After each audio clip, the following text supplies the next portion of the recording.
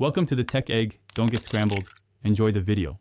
You start by backing up your essentials, then install a lightweight launcher and a robust file manager. Once done, pick an icon pack that matches your chosen vibe and add KWGT for custom widgets.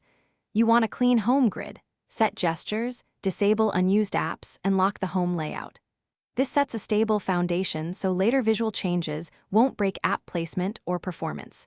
Keep battery and performance in mind while changing visuals. You now refine the home screen. Change the grid size, remove labels, and adjust padding for a balanced layout. Once those basics are set, open KWGT and build a custom clock, quick shortcuts row, and a minimal weather module. Use layers and globals for easy color edits. Then apply your icon pack and tweak adaptive shapes to unify the look. Make sure gestures and folder behavior remain intuitive so your aesthetic stays functional as well as pretty. Finish by picking a high-resolution wallpaper or a subtle live parallax effect that complements your icons and widgets, and then sync lock screen and always-on display accents. Once done, tweak system accent colors and typography if available so everything reads as one cohesive theme.